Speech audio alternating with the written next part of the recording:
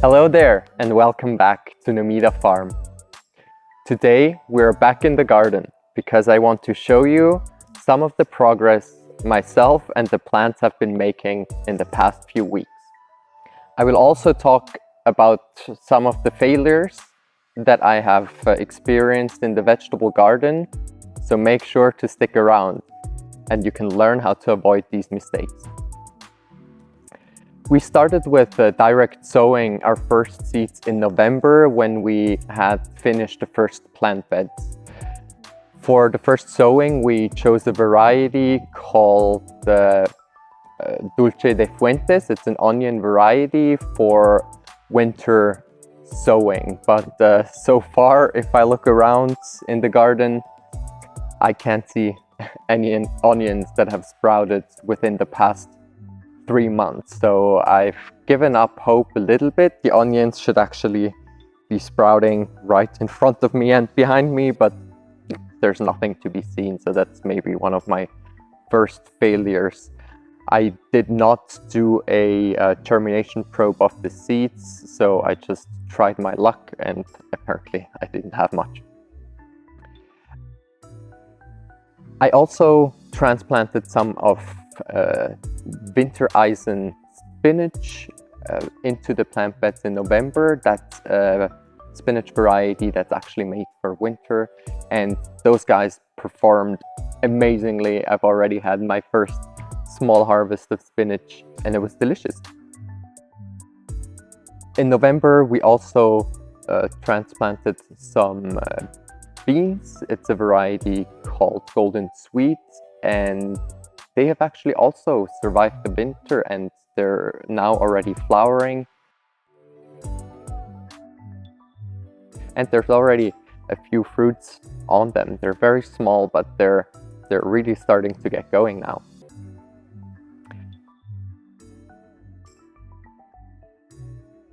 Then another thing we have done in November was a green fertilizer with yellow mustard, and this is basically just a cover crop that keeps the soil from being bare. Roughly a month ago, we direct sowed some more spinach of the variety Wintereisen, which I've also planted in winter already, and we've added another variety called Atlantico to this sowing as well. And these spinach plants are also already sprouting and starting to get going, so that's very exciting. Next to the onions and the spinach that we've direct sowed, a month ago I've also started with 2 varieties of carrots. One is called Loberica and the other one is a Harlequin mix. So the Harlequin mix is a colorful variety of carrots, and Loberica is a good one to start early in the year. And then as well, I've put in some radishes, the regular variety and also a colorful variety. Some of these radishes are also already sprouting. 1 month ago, we started transplanting our seedlings. And this is definitely the area where I have made the most mistakes. The biggest source for error for myself was just that I was not being patient enough at all.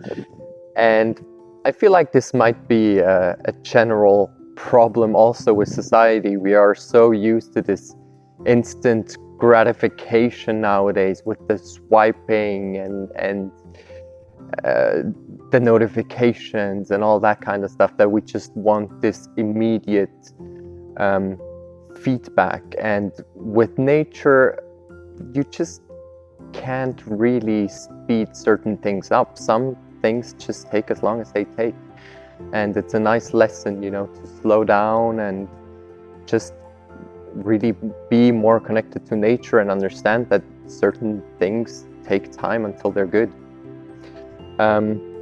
So for one was that I didn't take enough time for the seedlings to grow to the size where they could handle a transplantation into the ground. So I should have given them more time.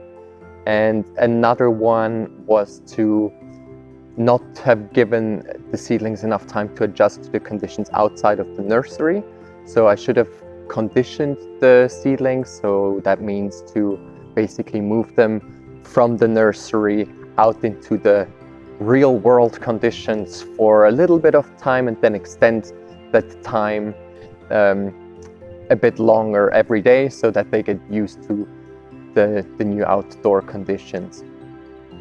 So after I've had these initial failures and a bunch of dead seedlings, I learned and adapted and gave them more time to adapt, or not the dead ones. I replanted some seeds, different varieties, some of the same varieties again, and I give them more time now to grow bigger, adjust to the climate, and then I plant them out.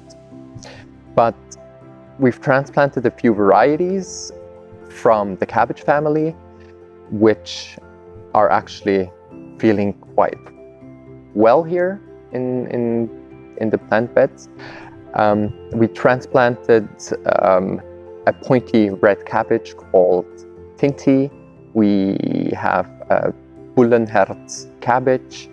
We have a Romanesco broccoli. We have cauliflower of the Erfurt Früh variety. We have a kohlrabi. It's called Delicatesse. And we also are adding other varieties, so not only from the cabbage family, so we're adding more beans, which are supposed to really help the soil here recover as well. Bean varieties such as edamame green shell, sweet peas, or the bean variety amethyst. Another nice tip I would like to give you at this point is to bury a few pumpkin seeds in your compost pile and make sure that they stay nice and moist, and you'll be surprised by how many pumpkin seeds will just germinate on your compost pile, and you can actually leave them there. Pumpkins love a compost heap to really grow and flourish. If you've enjoyed today's episode, please make sure to give it a thumbs up. And if you want to make sure that you don't miss out on any of my future failures, but also successes, hopefully, and maybe if you want to check out on how the broccolis or the cabbage is doing, make sure to subscribe to the channel. Also, if you have any questions about the plants, the farm, the plans, let me know in the comments down below. That's it for today. Thank you so much for joining me again. Take care and see you soon.